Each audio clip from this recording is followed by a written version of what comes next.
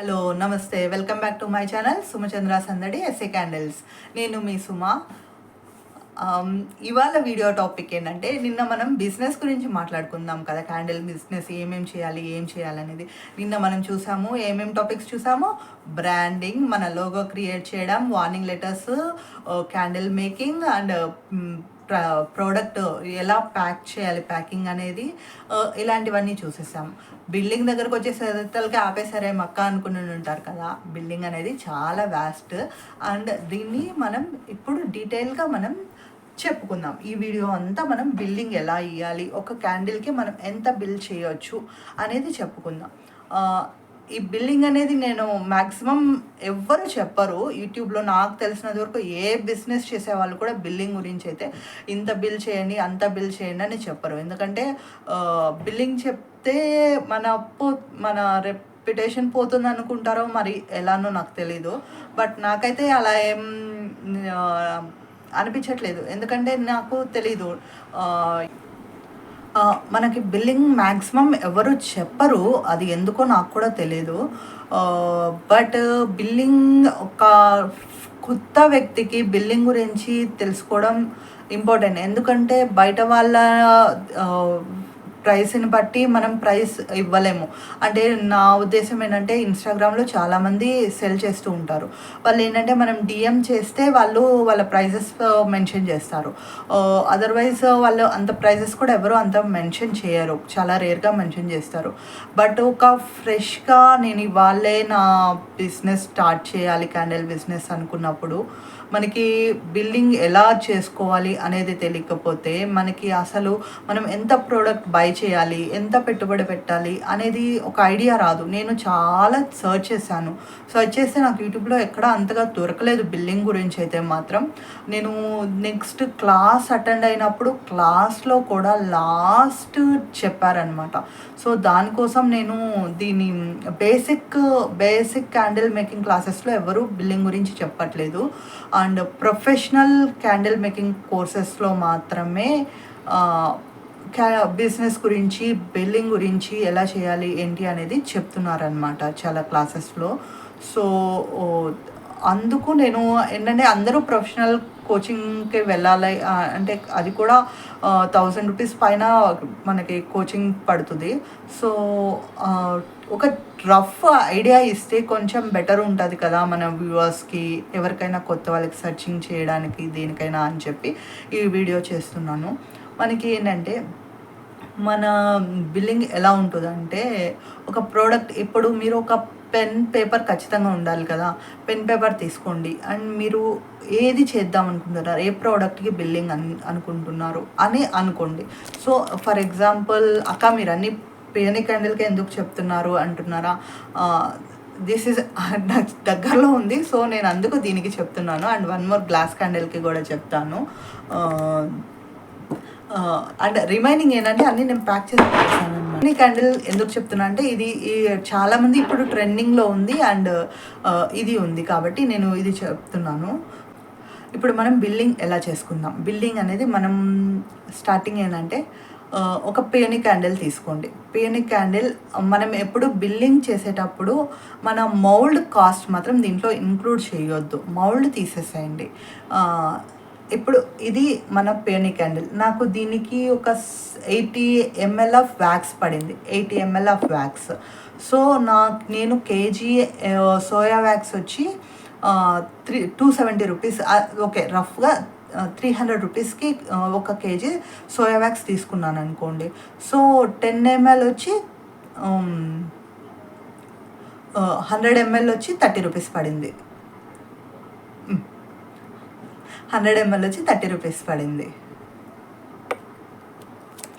So 100 ml 30 rupees పడింది అనమాట. So నేను ఇక్కడ అప్రాక్సిమేట్గా 70 ml ఆర్ 80 ml అంటే ఒక 30 రూపీస్ వేసుకోండి వ్యాక్స్. సో అదర్వైజ్ 25 రూపీస్ పడింది నాకు వ్యాక్స్. ఈ క్యాండిల్కి వ్యాక్స్కి 25 రూపీస్ పడింది. సో నేను దెన్ విక్ యూస్ చేశాను. నాకు విక్ ఏంటంటే కాటన్ ఎక్కువ విక్, ఎవరికైనా అమ్మేటప్పుడు కాటన్ ఎక్కువ విక్ యూస్ చేస్తాం కాబట్టి 5 రూపీస్ పడింది. సో ఇక్కడ అప్రాక్సిమేట్గా 35 రూపీస్ పడింది. అండ్ దెన్ సెంట్ అనేది ఒక ఒక బాటిల్ అంటే 50 ml ఆఫ్ బాటిల్ 300 రూపీస్ పడుతుందన్నమాట. సో 300 రూపీస్ అంటే మనకి 70 mlకి 7 ml పడుతుంది. సో అప్రాక్సిమేట్గా ఎంత పడుతుందంటే మనకి ఒక 25 రూపీస్ ఆఫ్ పర్ఫ్యూమ్ పడుతుంది. సో 35 రూపీస్ ప్లస్ 25 రూపీస్ వేసుకున్నామంటే ఒక 60 to 70 రూపీస్ పడుతుంది. సో అండ్ దెన్ కలర్ వచ్చి మనం బల్క్లో తీసుకుంటాం కాబట్టి కలర్ అనేది అది 2 to 3 రూపీస్ పడుతుందేమో. అంటే పించ్ ఆఫ్ కలర్ మాత్రమే వేస్తాము. కలర్ అయితే లిక్విడ్ కలర్ అయినా కానీ 1 or 2 డ్రాప్స్ వేస్తాము. లేదు అంటే మనకి ఇది మ్యాక్స్ 5 రూపీస్ పడుతుందేమో కలర్కి. So 35 plus 5 40 plus this one scent 20 rupees 25 rupees. So 40 65 rupees. And ప్యాకింగ్కి మనం కవర్ యూస్ చేస్తాం అండ్ బాక్స్ యూస్ చేస్తాం కాబట్టి అది ఒక 20 రూపీస్ వేసుకోండి. So 70 rupees plus 20 rupees 90 rupees అయింది. లేబులింగ్ ఇవన్నీ కూడా ప్యాకింగ్ దాంట్లోనే వచ్చేస్తాయి అనమాట. మనము సింగిల్ తీసుకుంటే మనకి హెవీగా పడుతుంది అనిపిస్తుంది ప్యాకింగ్వి. బట్ ఆ లాట్లో తీసుకున్నప్పుడు ప్యాకింగ్ అనేది చాలా తక్కువ కాస్ట్లోనే మనకి అందుబాటులోకి వచ్చేస్తుంది. సో ఇప్పుడు మనకి మొత్తం ఎంత పడిందంటే ఒక 100 రూపీస్ పడిందా ఈ పెన్కి అంటే 100 రూపీస్ పడింది అనుకోండి ప్యాకింగ్ మెటీరియల్కి ఇదంతాను. దెన్ మన సెల్లింగ్ కాస్ట్ వచ్చి డబల్ ఉండొచ్చు. లైక్ 100 రూపీస్ మేకింగ్ ఛార్జెస్ అయ్యాయంటే 200 రూపీస్కి సెల్ చేయొచ్చు. లేదు అంటే మీరు ఓకే నాకు 200 అంత మార్జిన్ వద్దు అని మినిమం అయితే 200 ఖచ్చితంగా పెట్టుకోండి, 50% పెట్టుకోవాలి.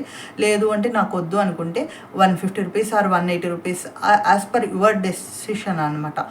అలా పెట్టుకోవచ్చు. సో ఇది ఒక రఫ్ ఐడియా కోసం మాత్రమే. బట్ ఎప్పుడు కూడాను మీకు ఎంత మేకింగ్ ఛార్జెస్ పడిందో దానికి డబల్ ప్రాఫిట్ మాత్రమే పెట్టుకోండి. దెన్ దే కెన్ ఆస్క్ తగ్గించవచ్చు కదా అన్నప్పుడు మీరు తగ్గించవచ్చు, లేకుంటే ఎలా అయినా చేసుకోవచ్చు అనమాట. బట్ అయితే మాత్రం ఖచ్చితంగా ఇదైతే గుర్తుపెట్టుకోండి మేకింగ్ ఛార్జెస్. ఎందుకంటే వీటిలో మనం మన శ్రమని, మన హార్డ్ వర్క్ని అండ్ మన టైంని కూడా ఇన్వెస్ట్ చేస్తున్నాం. దట్స్ ద రీజన్ మనం డబల్ కమ్ముతున్నాం.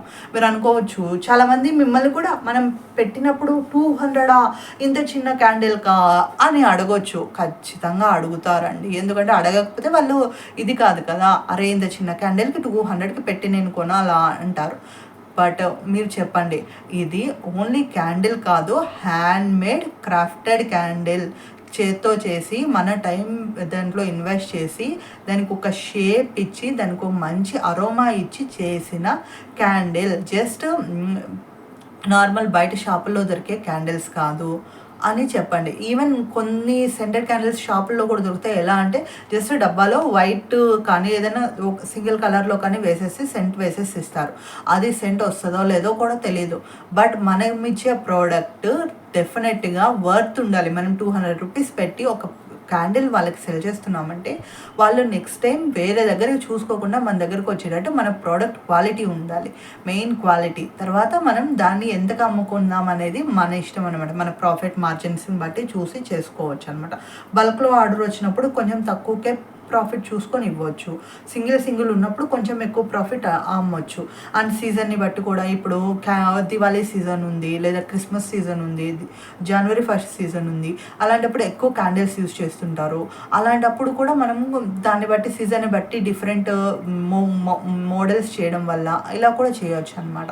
అండ్ సేమ్ ఇలాగే ఇప్పుడు మనకి పియోనికి ఎలాగైతే సెట్లు అంటే డిఫరెన్షియేట్ చేసామో దేనికి ఎంత పెట్టామని, అలాగే గ్లాస్ దానికి కూడా మీరు ఈ గ్లాస్లో మీకు ఎంత వ్యాక్స్ పడింది, ఎన్ని కలర్స్ యూస్ చేశారు, గ్లాస్ ఎంత పడింది, అండ్ విక్కి ఎంత కాస్ట్ అయింది, అండ్ పర్ఫ్యూమ్ యూస్ చేస్తే పర్ఫ్యూమ్కి ఎంత అయింది, ఎన్ని ml ఆఫ్ పర్ఫ్యూమ్ యూస్ చేశారు. మీరు పర్ఫ్యూమ్ ఎందుకు చెప్తున్నా అంటే అన్ని పర్ఫ్యూమ్ సేమ్ రేట్లే ఉండవు.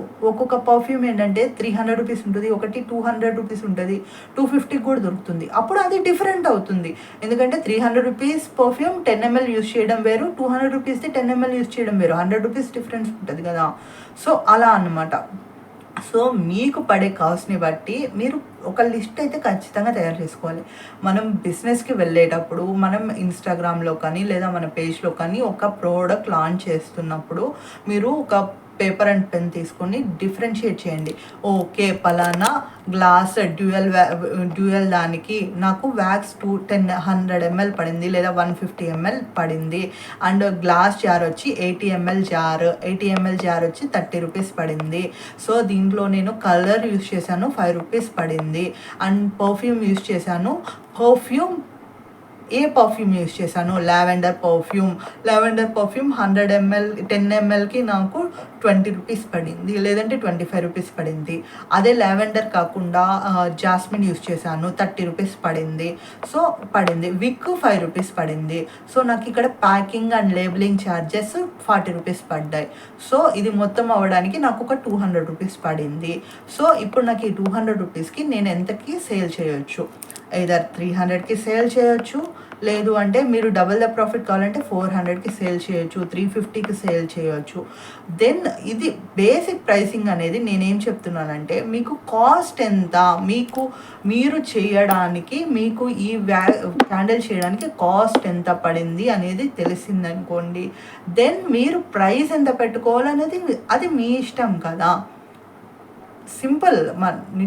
నువ్వు ఎంతకు తయారు చేసావు? 10 రూపీస్కి తయారు చేయగలిగావంటే 15కి నీకు కొనగలుగుతారు నా చుట్టుపక్కల ఉన్న వాళ్ళంటే 25 రూపీస్కి అమ్మొచ్చు. లేదు నా దగ్గర అంత పెట్టరు, 10-15 రూపీస్కే కొనగలరు అంటే 15 రూపీస్కి అమ్మండి. అంటే అది మళ్ళీ మన సర్కిల్ని బట్టి, మన దగ్గర కొనే వాళ్ళని బట్టి డిఫరెంట్ అవుతుంటుంది అమ్మే ప్రైస్ అనేది. నేను ప్రైస్ చెప్పట్లేదు, దీనికి ఇంతే ప్రైస్కి అమ్మండి అని చెప్పట్లేదు. మీరు ఎలా క్యాలిక్యులేట్ చేసుకోవచ్చు అనేది మాత్రమే సజెస్ట్ చేస్తున్నాను. సో ఈ వీడియో మీకు ఖచ్చితంగా నచ్చుతుంది అనుకుంటున్నాను. ఎందుకంటే బిల్డింగ్ గురించి ఇంత డీటెయిల్గా నేనైతే ఎక్కడ వినలేదు. నేను చాలా స్ట్రగుల్ అయ్యాను, నేను ఎలా చేసుకోవాలి ఏంటి అనేది.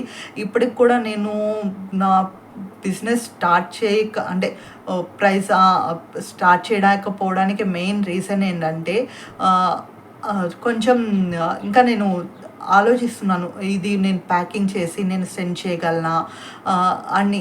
ఎందుకంటే మనకి మీరు ఏదైనా ప్రోడక్ట్ స్టార్ట్ చేశాక నేను ఇంకా అన్ని టెస్ట్లు చేయడంలోనే ఇంకా ఉన్నాను అనమాట. నేను పర్ఫెక్ట్ ప్రోడక్ట్ అనేది లాంచ్ చేయాలంటే ఒక్కసారి లాంచ్ చేశాక మనకి గుడ్ విల్ అనేది మనం మెయింటైన్ చేయాలి. అది మెయింటైన్ చేయకపోతే మనం లాంచ్ చేసి కూడా వేస్ట్ అయిపోతుంది. ఊరికే లాంచ్ చేస్తే మన పేరంతా పోతుంది. అందుకు నేను కొంచెం టైం తీసుకుందామని ఫిక్స్ అయ్యాను. మీరైనా కానీ 2 to 3 months టైం తీసుకోండి, లేదా అట్లీస్ట్ 6 months అయినా టైం తీసుకోండి. ప్రోడక్ట్ ఒక్కొక్కటి ఇన్వెంట్ చేయండి. దాన్ని డిఫరెంట్ పర్ఫ్యూమ్స్లో, డిఫరెంట్ షేప్స్లో, డిఫరెంట్ వాటిల్లో ట్రై చేయండి. వాటిని టెస్ట్ చేయండి. వాటిని లైఫ్ ఎలా ఉంది, ఎన్ని అవర్స్ ఉంది. ఇప్పుడు ఇది అనుకోండి, నేను టెస్ట్ చేశాక ఇది నాకు మొత్తం సెంటర్లో మాత్రమే బర్న్ అయింది, చుట్టూరా బర్న్ అవ్వట్లేదు. సో ఇదంతా వేస్ట్ అయిపోతుంది కదా. సో దీనికి ఏదైనా సొల్యూషన్ ఉందా? అప్పుడు ఏం చేయాలి? నేను 1 వీక్ పెడితే సరిపోతుందా, లేదా 2 weeks పెట్టనా? ఈ చిన్న ఫ్లవర్కైనా మనం 2 weeks పెట్టుకోవచ్చు. వీక్ అనేది మన ఇష్టం, 1 or 2 పెట్టినా, ఎంత పెట్టినా అది ఇది అవుతుంది. బట్ మనం మొత్తం క్యాండిల్ అనేది ఇది చేయగలగాలన్నమాట, యూస్ చేయగలగాలి. అప్పుడే కదా ఏదైనా ఏ ప్రోడక్ట్ అయినా కంప్లీట్ యూస్ చేయగలిగితేనే అప్పుడు కస్టమర్ సాటిస్ఫై, మనము సాటిస్ఫై అవుతాం. బట్ గ్లాస్ వాటికి ఏం ప్రాబ్లం ఉండదు, ఎందుకంటే ఇది మెల్ట్ అవుతుంది, గ్లాస్లోనే ఉండిపోతుంది.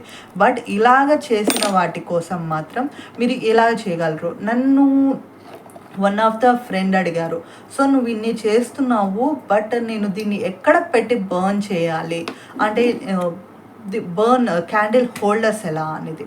దీనికి నా దగ్గర ఉన్న సొల్యూషన్ ఏంటంటే, మనకి ఈ మీషోలో వీటిలో టీ సాసర్స్ ఉంటాయి కదా, టీ సాసర్స్, అది తీసుకోండి. మన చాలా వాళ్ళ ఇళ్ళల్లో దొరుకుతుంది. ఇప్పుడు మీరు కొనాలనుకుంటున్నాను అనుకోండి, ఇలాంటివి ఈ ఫ్లవర్స్ మాత్రం సాసర్లో పెట్టేయండి. సాసర్లో పెట్టి వెలిగించారనుకోండి, చుట్టూరా ఉన్నది కూడా సాసర్లోనే పడుతుంది.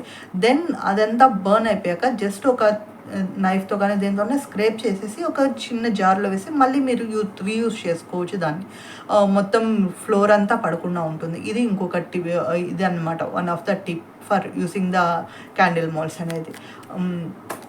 ఈ వీడియో కనుక మీకు నచ్చినట్లయితే ఖచ్చితంగా లైక్ చేయండి, కామెంట్ చేయండి, మన ఛానల్ని సబ్స్క్రైబ్ చేసుకొని బెల్ ఐకాన్ క్లిక్ చేయండి.